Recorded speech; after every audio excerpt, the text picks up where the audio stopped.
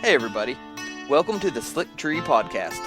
I'm your host, Colby Langford. The point of this show is to help improve ourselves as dogmen and to raise the quality of the dogs on the end of our lead. So let's settle in, turn the volume up, and let's see if we can't learn a trick or two together from our guests.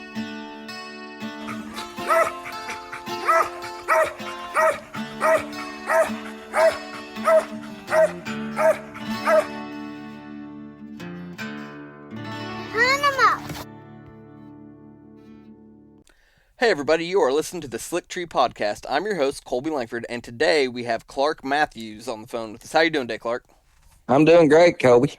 Yeah, well, we're recording this here on Father's Day, so hopefully all the fathers out there, they're going to hear this a little bit after the fact, but hope you guys all having a good Father's Day yourselves. But no, Clark, the reason I wanted to get you on here and interview you was so you have just been elected as the new OMCBA president. Congratulations on that. But I just kind of like to talk about that and kind of your history with the dogs and just kind of, I don't know anything about you, haven't ever met you, and just kind of be an introduction for everyone that might listen to this. Yeah, so thank you, Colby. Yeah, we had our annual board of directors meeting this past Friday the 13th, actually. And Carl Smith, who had been president of the OMCBA for 20 plus years, has had some health issues and decided to resign and step down.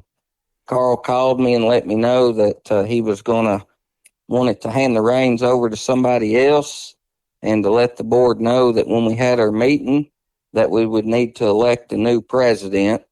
I was actually appointed vice president in December of last year, so I'd been kind of acting as interim president for the OMCBA.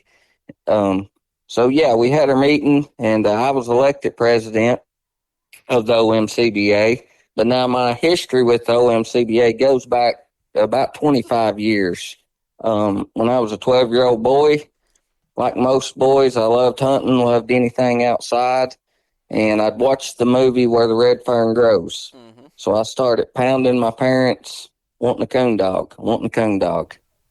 Well, my dad was an avid hunter, but he didn't really hunt with dogs.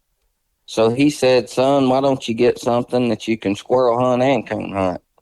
So when I was a 12-year-old boy, he took me out to a breeder's house here in Jamestown, a man by the name of Kenneth Peanut Beatty. And he had a kennel there, K&B Kennels. Went there, and I got to pick out my first OMCBA puppy when I was a 12-year-old boy. I've latched on to the OMCBA dogs ever since then, and I've been hooked on them. They've had a special place in my heart. Of course, living close to Jamestown, it's always been easy for me to attend the hunts there in Jamestown and help out where needed. So, done a lot of competition hunting in the past. I don't competition hunt now. I still like going to the hunts, like the fellowship, like helping out. I like getting our youth involved, getting some hands-on stuff done with the youth, getting them interested in our dogs. And I also love sharing the history of our breed, going around traveling and talking to people that's never really heard of the mountain curs and sharing that history and letting them know, letting them know about our breed and how great of a breed it is and what all these dogs can be used for. Primarily we use them for squirrel hunting and raccoon hunting, but they're a multi-talented dog. I've met several people that use them to work livestock, a lot of people that just have them as farm dogs. Talked to a lady a couple of weeks ago that actually lived in Chicago, Illinois, and she just had an OMCBA dog that was a house dog. So great dogs. You can use them for about anything you want to. They're very smart dogs. If you train them, and they love to satisfy their owners. So whatever you want them to do, if you'll just train them and teach them, they do an outstanding job at working for you. Mm-hmm. Clark, why don't you tell us a little bit about what dogs you got right now? So I actually have 6 dogs currently. 5 of them are OMCBA registered dogs. I primarily coon hunt. I'm like most other people. I work all the time. I don't have a whole lot of time during the day to squirrel hunt. So other than on the weekends, I'm not able to squirrel hunt. But I'm a big coon hunter. So Own five OMCBA dogs. Most of my bloodlines, I've got a couple dogs that still go back to the old Beatty bloodlines. Um, got a little female that's kind of the head of my kennel. She's out of the Tennessee Maximus dog.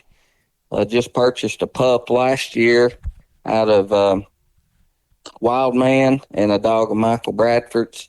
He's a double Fester spread pup. Got him in December of last year. I've been training him on coon hunting. He's about 8 months old now. He's showing a lot of promise, but I typically always try to keep a couple old dogs, a couple young dogs that are started, and I've almost always got a puppy on the ground at the house running loose, just training it. Mm-hmm. Walk me through how you like to start one.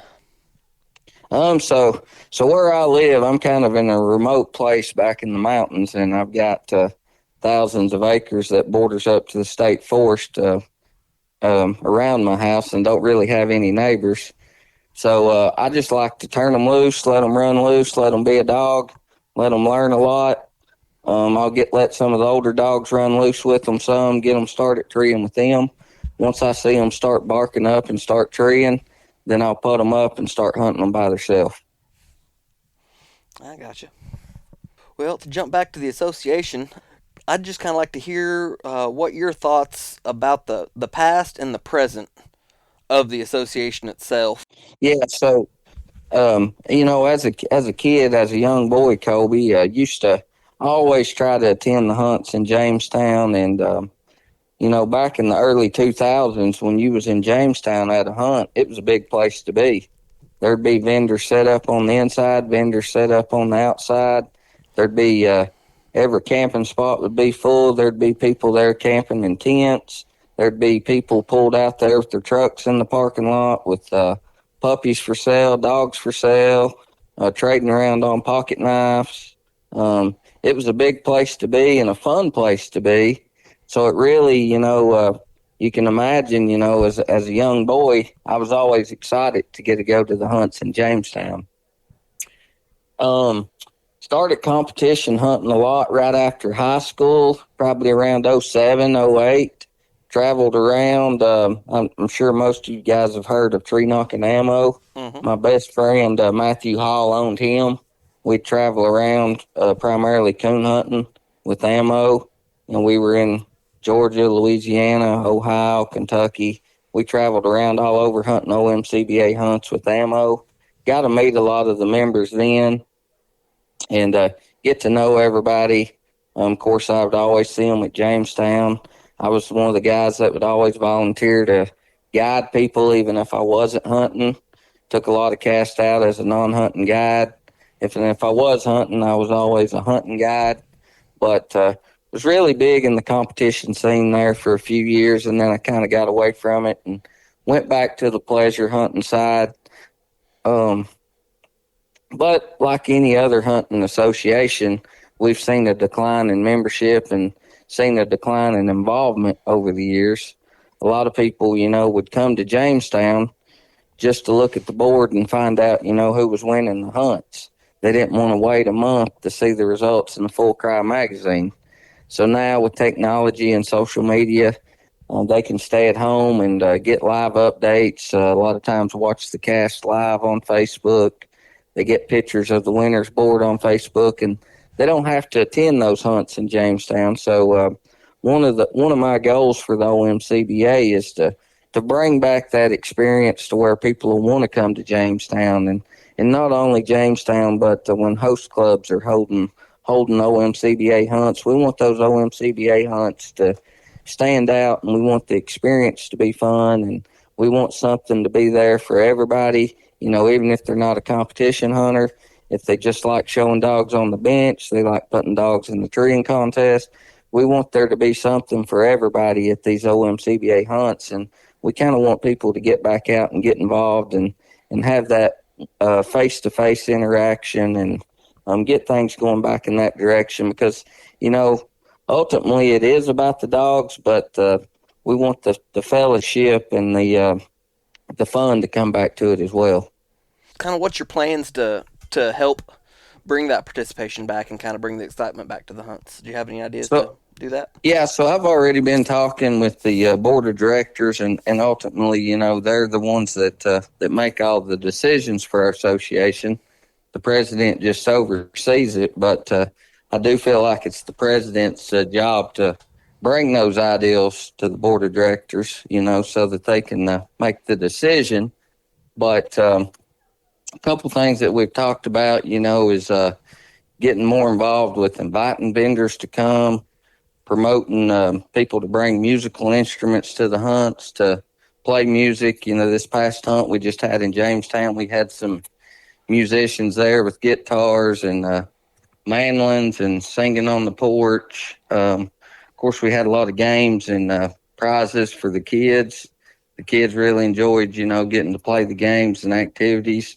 We give away some bicycles, some BB guns, give away a 22 rifle that was donated, give away some coon lights, live traps, a lot of prizes and games for the kids to get them involved. But for the adults, of course, you got to have great food. You can't have any event without great food there. But a few other things that we're looking at, is just getting vendors on site, making a big deal out of it. I know when I was younger and doing a lot more traveling, we would always want to go to Autumn Oaks up in Indiana.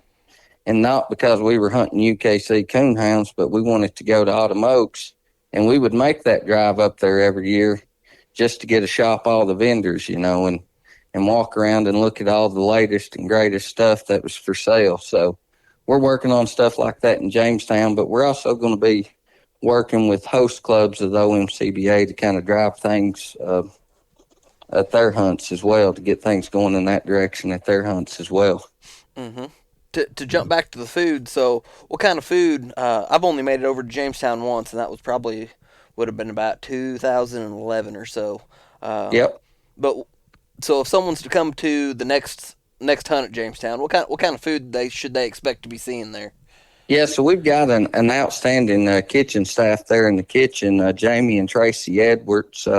They're both a family that's dealt with mountain curs and been members of the OMCBA for years. But this past June hunt, we were planning a lot of activities outside, so we kind of made it summer related. They fired up the grill and had fresh hamburgers and hot dogs, pulled pork sandwiches for everybody, French fries, candy bars, desserts, homemade desserts, stuff like that. And usually for the world hunt, it's a little colder. They'll usually do a really good job at cooking, home cooked meals, offering home cooked meals, not just your standard, cheeseburgers and hot dogs. They do a lot of barbecue. People like barbecue. They do barbecue. They also have breakfast ready for the squirrel hunters as well. So if the squirrel hunters get there at 5 o'clock in the morning to sign up, they've got fresh biscuits and gravy, fried taters, just good old country home cooked food, and they can eat there at the clubhouse. They don't have to go out to a restaurant and eat. Mm-hmm. Yeah, I know one thing I'd wish that I could get you guys to do if I can put a bug in your ear is I know that when I went that one time I bought an OMCBA T-shirt while I was there, and it, Yeah, it would be really nice if I could get my hands on one of those without having to drive halfway across the country. Uh, yeah, and we actually discussed that a little bit at this June hunt. So we keep some good OMCBA merchandise there. We've got hats, T-shirts, but we talked about that, maybe working it out with our registrar or putting somebody in charge of it to where they could do sales over the phone with a credit card, hmm and we could ship it to you. Yeah. And that's something, if you're interested in, if you'll get with me, we can make it happen. I live 20 minutes from Jamestown, about 30 minutes from our secretary's house. So if you're wanting something, I can go to the clubhouse, get it, take it to her house. You can get with her, pay her over the phone, and she can mail it to you. Okay. So, are there any other changes that you'd kind of like to see made to the association from the way it's been in the past up to present? Do you have any You kind of know, vision for the future? it seemed like for a long time, the only discussion we were having in the board meetings was competition rule changes. And, we're we're a breed association. We're not really a competition hunting association. We want to have a good competition hunting format for our members to enjoy. But that was one of the big things that I challenged the board with was, instead of arguing about rule changes and all the board meetings, let's do more stuff to get structured as an association, get our name out there, promote the breed association. We've kicked around some ideas that maybe setting up at the NWTF banquet in Nashville that they have every year, setting a booth up there, promoting the mountain cur breed. You know, just getting out, maybe going to some more hunting shows, talking to people. There's still a lot of people across the United States, that's never really heard of a mountain cur. Me living in Jamestown, I've heard of them all my life, but when you get away from this area, a lot of people's not heard of a mountain cur. So we want to get out and promote our name, and talk to people, show them some videos, show them pictures of our dogs, and let them know how great they are.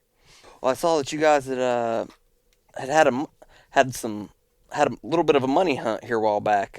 You want to speak on that? That's kind of a new thing for the association. Yeah, it went over really good, Colby, from the feedback I got from the hunters. And we talked about that in our board meeting that we just had. So you'll probably be seeing more of those coming up.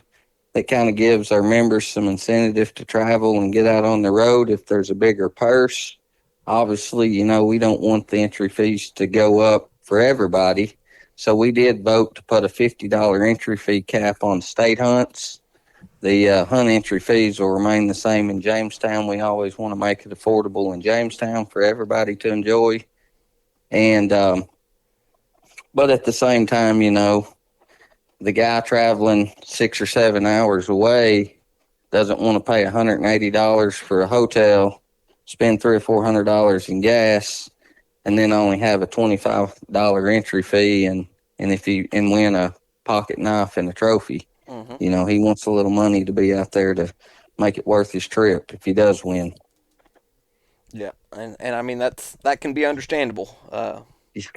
But at the same time, we didn't want somebody to be hindered and not be able to hunt a hunt in Jamestown or to hunt a state hunt in their home state, and the entry fee be too high. So we put a $50 cap on all hunt entry fee on all state hunt entry fees. I like that. That's more of you're hunting for prestige than money Yep. on a state Yep. hunt. That's correct. Yep. Yep. You're hunting for a state title, and we don't want some old boy in, another state that feels like he's got a dog and he could win the state championship in his home state, but he don't want to have to try to come up with $100 entry fee. So we did put a cap on it for state hunts. That's understandable. So if someone wanted, so if someone currently has like an OMCBA state club, uh, Mm-hmm. are you guys open to them maybe putting on a couple of money hunts throughout the Yeah, year? absolutely, absolutely. And we in the past we've always left the entry fee and the prizes up to the host club, and all we had ever required was that they pay us. Now it's $50. It used to be $25 to host a hunt, and we would mail them the scorecards and everything that they needed, and that was all we ever required. We didn't get involved in their entry fees, and we didn't get involved in their prizes. And for the most part, we're still not going to get involved in it, other than putting the $50 cap on the state hunts so that, nobody's having a $500 entry fee for a state title. Mm-hmm. And we are going to ask that if they do have a hunt with a higher than $50 entry fee, that the OMCBA gets 15% of that entry fee. And that's basically all that we ask of the host clubs. So we'll help them promote it on their website, on Facebook, and of course, we want to try to have a lot of hunts, and we are starting to book a lot more hunts with host clubs because we only charge that hunt packet fee. Yeah. Well, probably the hottest button topic I want to talk to you about is I'd like to know your thoughts on DNA on dogs. Yeah. Can you tell me about your position on that? Yeah, and DNA's always been a hot topic. It was a hot topic several years ago. We put it on the ballot, let the membership vote, and ultimately it's up to our board of directors. They make all the decisions for the association. Like I said, the president's just a tiebreaker vote, but it's always been my stance on DNA. I think it's a great option, but it should never be mandatory. I feel like it's out there if you want it. If you don't trust the breeder and you request DNA before you buy that pup from that breeder, then you have that option. That technology's out there. However, I think it could really benefit our association if we can implement some kind of plan where it's rewarding for people to have DNA on their dogs. We're not mandating it, but it is going to be rewarding for you to have DNA on your dogs. We would Hmm. just have to recognize DNA in the OMCBA. Yeah, I don't know if you listened whenever I interviewed Samuel Green Mm-hmm. here a while back, but he brought up a really good point about kind of it could kind of be mirrored off of PKC's Super Steak program, and Yep. brought up some really good points that I hadn't really been familiarized with before, and had some great ideas in my opinion on it. He could, and like I said, it would be very beneficial to the breeders if the OMCBA recognized DNA. I just don't want to mandate it, and it costs be a big you know costs the members a lot of money. That's I still want this to be affordable for everyone. Hmm.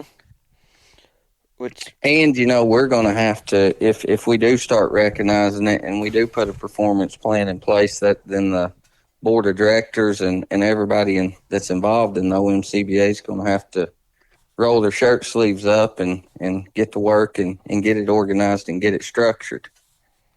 Hmm.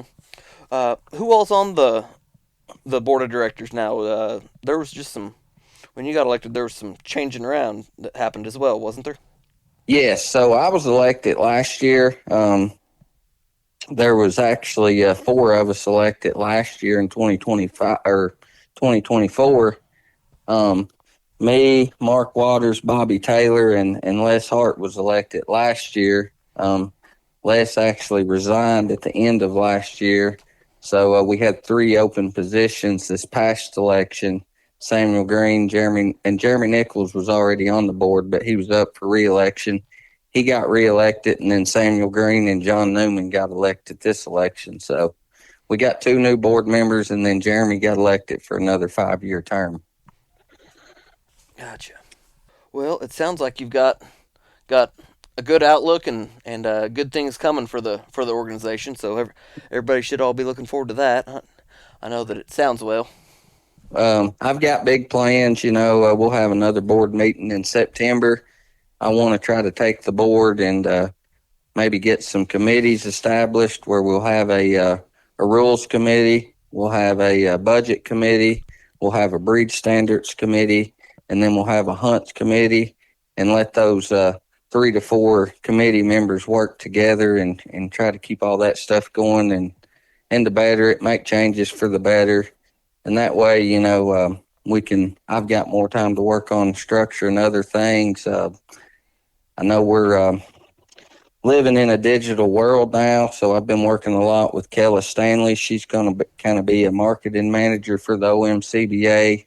We've got Earl Angel up in Kentucky. He's our website manager. Does an outstanding job with keeping our website up, www.omcba.net. It's a good resource for any of our members if they've got questions, they want to know when upcoming hunts are. They've got registration questions. They've got contact questions. They can go right to the website, pull up contact information for any of the board of directors. They can print off registration forms. It's got the updated fees on there. It's got Paula Brown, our secretary's contact information on there. A lot of the questions that I get from members can be answered from right there on the website. So if that was one thing I could encourage our members, it would be to, go to that website, omcba.net, and use it. And Earl does an outstanding job of keeping it updated. So usually if something happens, I send it to him and it's on the website the same day. So if you're wanting to know something, if you can't get a hold of me, go to the website. There's a good chance the answer to your questions right there on the website. And Miss Kayla down in Texas, she does an outstanding job. Whenever I send something to her, it's usually on Facebook within 2 minutes. I that flyer you posted for this last hunt, it looked great. Yeah. And I commented on that, and you said that Kayla had done that, and she did a really nice job on that flyer. Yeah, and she's actually got the new flyer up for our September hunt already. Her and her husband, Dale Stanley, which Dale's one of our board members, and they worked the coon hunt. This past coon hunt we had in June, they worked it with me. I was the master of dogs for it, and we were sitting there at the hunt table waiting on the cast to come back in, and Kayla said, "You know what? Let's go ahead and start working on the September hunt flyer." So she pulled her computer out, and we started putting it together, and we've got it. She's already got it posted on her Facebook page. Yeah.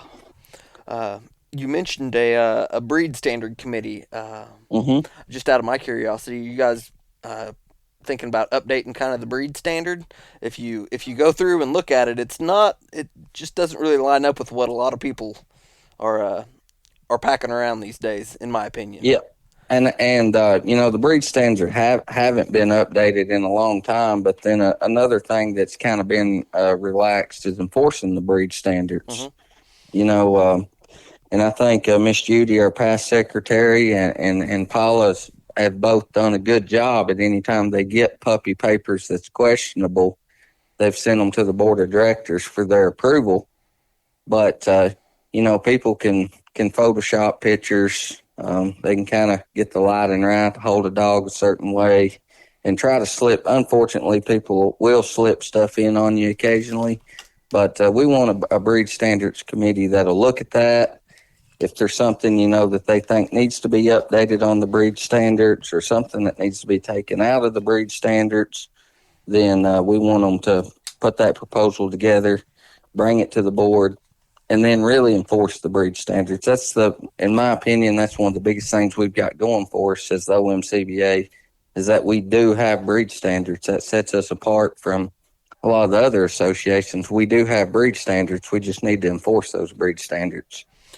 I want to say I remember hearing something not too long ago about someone having a dog that had a spot painted on it at one of the hunts. Yeah, yeah, that was a little before my time, but I heard about that too. Yeah. And that's been going on for years. You know, I can remember even in the 90s hearing stories about guys getting cans of spray paint out and spray painting open white spots or taking the picture with the sunlight hitting on them to where you couldn't see something. It's been going on for a long time, and it's actually easier for them to edit that photo now than it was back then because they can put it on a photo editing app and change whatever they want to. Well, we probably hop right on Chat GTP or something and be like, Yeah. take that white spot off that dog, and poof, there it is. Yep. Close that white spot up. Yep. That's right. Yeah. But that's something, you know, that I think we need to get on top of. And if a dog does show up at a hunt and the breed standards are questionable, I would like to have a breed standards committee so whoever the hunt director is of that hunt can snap a picture of it and send it to somebody on the breed standards committee. Another thing I was wanting to ask you was just kind of in your own words, how have you ended up as the president? Like, was there kind of a path? Was it something Carl kind of maybe? No, you know, really didn't have anything to do with Carl at all. I've been going to the Jamestown hunts, you know, for 20 plus years, helping out wherever needed, you know, judging the bench shows, counting barks in the treeing contest, guiding casts, just helping with whatever, you know. I was local, so a lot of times I would help and clean the clubhouse up after a hunt. And I just got to know a lot of the members. And I was actually driving down the road going to out in West Tennessee in April of 2024, and I started getting phone calls, and they'd all hit that day, and people were asking me to run for the board of directors. And of course, like most people, my initial response was, "I don't really have time for it. I appreciate you asking me to run, but I don't really have time for it. I'm busy." And they said, it's kind of comical looking back on it now, but they said, "God, if you can really just commit to being at two meetings a year, June and September, if you can do that, you'll make a good board member."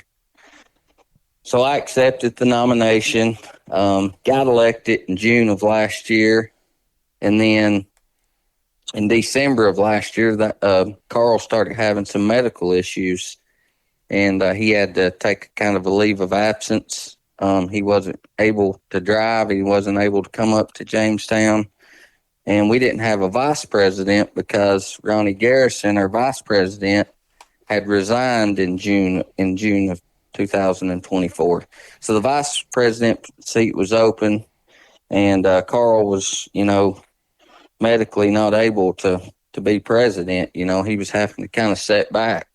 So as a board, we decided to elect a vice president so that we would have somebody, to fill in until Carl got better.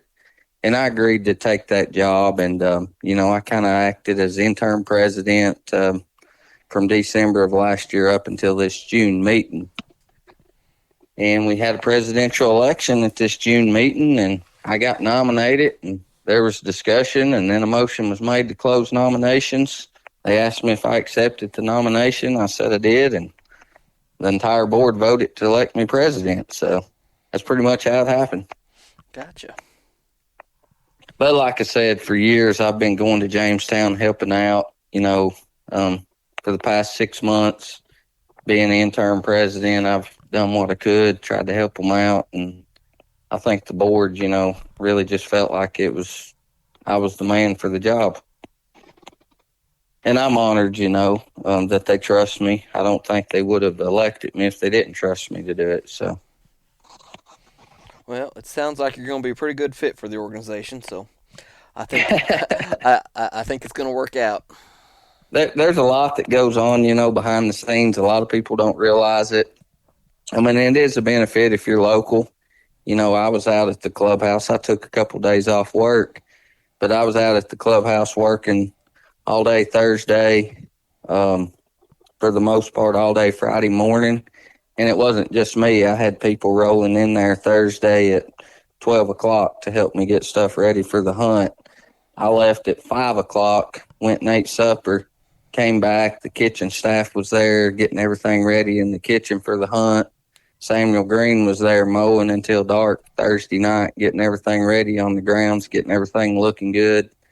Then we were back Friday morning, and I had, 7 or 8 more people show up Friday morning, getting everything ready. And then, of course, we counted the board of director election ballots at 12 o'clock Friday, got the votes all ready, and then at 3 o'clock we had our board meeting. So it was a busy weekend, but I had a lot of help, and I appreciate everybody's help.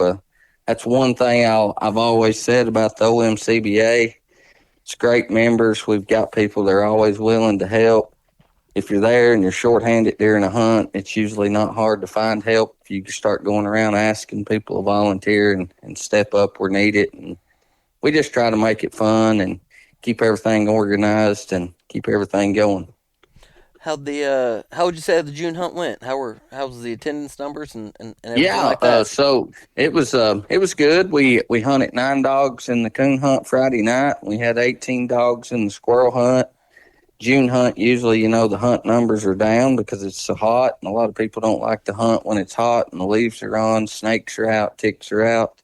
But we had a good group of kids there for the games Saturday. I played a lot of games, give away a lot of prizes. At peak time, which I always say peak time's on Saturday, about an hour before the bench show starts, the clubhouse was full.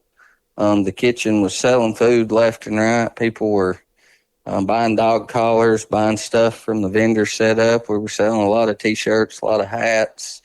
There was a lot going on, and we had good participation in all the events. The bench show had a lot of participation, treeing contest, dash race. Had people from all over the United States.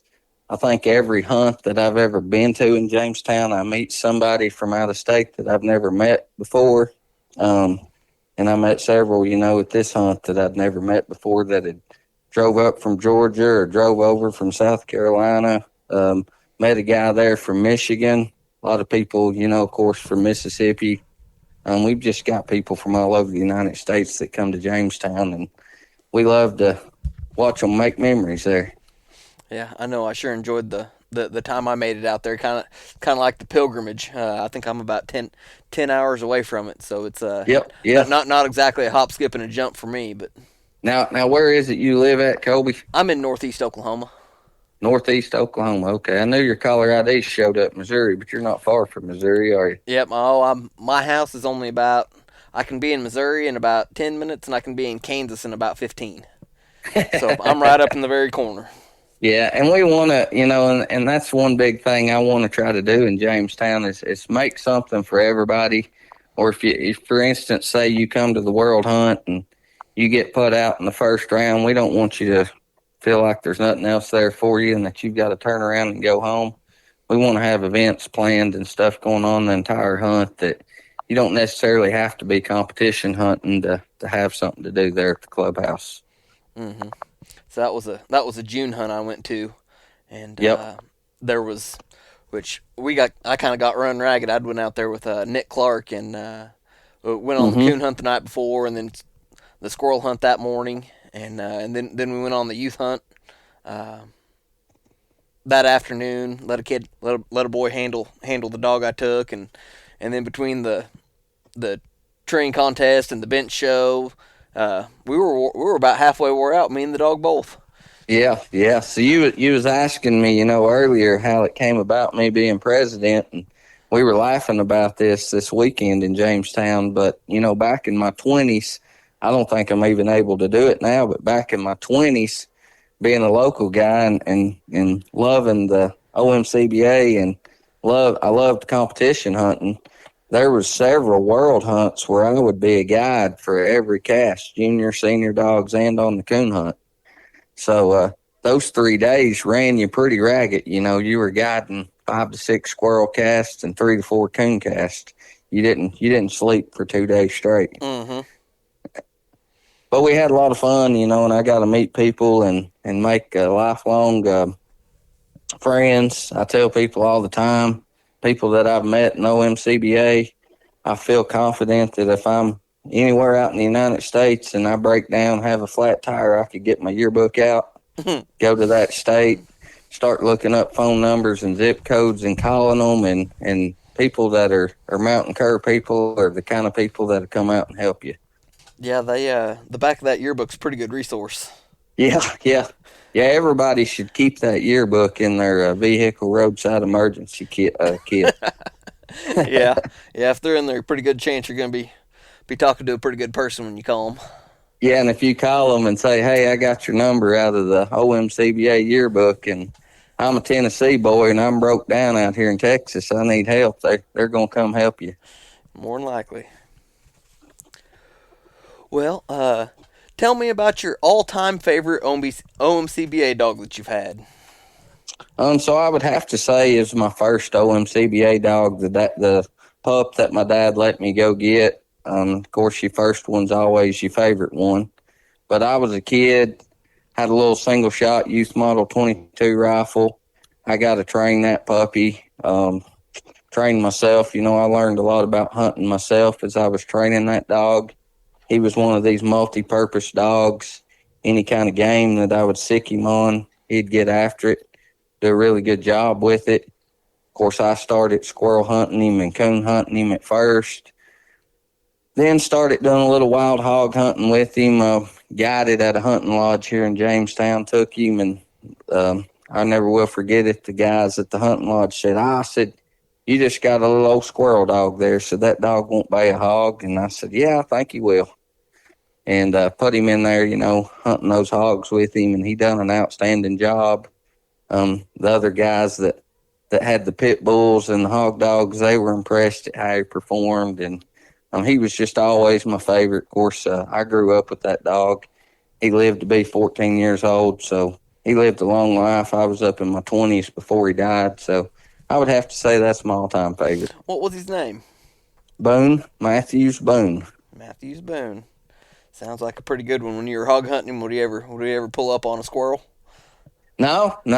It was so intense, working in those hunting lodges. It didn't take you long to Mm. get on a wild hog, and he was there with all the other hog dogs. But he would do his part at keeping the hog at bay until we got it killed. I gotcha. But then he was the type of dog, that you could squirrel hunt all day and then take him out and tree a coon with at night. So, were you raised about you were describing kind of your place you live now? Were you raised in about the same kind of situation? No, of course, I was raised in a rural area. It was sort of a subdivision, though, but it had a lot of wood lots. I could take off walking and be in a pretty good patch of woods. I joke with people all the time, but things were different when we were kids. We didn't stay in the house and play on tablets all the time. And I had a little two-way radios, and back then about 2 miles was all they would pick up. But my parents would give me that two-way radio, and they'd say stay within radio range. So I had a 2 mile radius, and I would find woods. I'd take off with my dog walking and my 22 rifle, and I'd go get in woods. And as long as I stayed within 2 miles of the house, and they could get a hold of me on that radio if they needed me, they didn't worry about me. Mm-hmm. Yeah, I was raised on a little Clearwater Rock Bottom Creek, Yeah, right there on the Missouri Oklahoma state line, not far from yeah, where I live now. But we didn't run radios, but me and my brother would be fishing that creek all summer long, and we had yeah. we had to stay within. My dad had quite a whistle, and As long as you could hear that whistle, we you we was had to good, stay right? within whistle range, which probably wasn't more than about 3/4 mile. But we could, well, depending on what time of day it was, because we knew that if we left out in the morning, we usually had a few hours that we could range. We could get quite a ways Yep. farther up the creek or down the creek. But Yep. And like I said, my dad, he was an avid hunter. He raised me in the woods. He never was a dog hunter, but he was a big deer hunter, turkey hunter. My uncle ran beagles. I actually had beagles when I was a kid, but we rabbit hunted a lot. I was raised in the woods, and my dad felt confident, that I knew how to navigate in the woods and to watch for snakes and how to cross creeks and how to just walk through the woods. So they felt confident in letting me roam. They knew I'd holler at them on the radio if I had trouble, and they knew when it was time for me to come home that they could just hit that call button and I'd start making my way back home. hmm yeah, how old are you, Clark? 37. 37. Not far off. I'm 38 myself. So Yeah, time sure flies. I'm getting old. I'm getting old. But yeah, Kobe, I invite you to come to Jamestown to any of our hunts. Like I said, we're going to be working on events and making the hunts bigger and better and trying to get the crowd numbers up and finding something there for everybody to do and enjoy, whether it's just sitting around fellowshipping, talking dogs, or if you're a big coon hunter, we've put a lot of energy in bringing the coon hunts back. We've got a master of dogs that'll be at all the hunts there at the clubhouse to answer questions for the coon hunt when they come in. That's something they'd gotten away from in the past. They'd just draw the coon dogs out and then say, bring scorecards in when you get back, and whoever does the squirrel hunt in the morning will put them together, and we'll get you your trophies and pictures tomorrow. hmm Um, and now we've got somebody there will be at the clubhouse for all the hunts, and they'll take your picture, give you your prize, and get you took care of that night so that you don't have to come back the next day if you don't want to. I got you. Well, you got any other stories or anything you'd like to tell us I, about? I think that's it for me. So yeah, I would just encourage any of our members, if you guys need anything, have any questions, have ideas, thoughts, concerns, reach out to me, reach out to our vice president, Jeremy Nichols, or any of our board of directors. Reach out to them. Their contact information's on the OMCBA website, www.omcba.net. You'll find contact information for all of our board members. Miss Paula Brown, our new secretary and registrar, she's doing a really good job. Reach out to her. All of her contact information's on there. If you have a local hunting club and you want to host a OMCBA hunt, get in touch with me. We'll work with you, try to help you decide what's best for your club. We'll help you promote it. We'll put it on the website. We'll put it on our Facebook page. we'll try to help you out with it. But just really, get involved, stay active. And like I said, if you've got any ideas or something that you think might work better or something that might help, feel free to reach out. All right. Well, Clark, thank you for your time, and I've enjoyed chatting with you and getting to know you a little bit, and I'm sure everybody else will enjoy listening. All right, Kobe, I appreciate you calling. All right. Well, everybody, take care and keep wearing out that boot leather. I just want to give everyone that's listening a sincere thank you. Getting this podcast going has been a project. I really hope you're enjoying it, and if you don't mind, give the show a good rating and review wherever you're listening to it at, or share it on your social media to help get some traction. I appreciate it, and I'm looking forward to your feedback.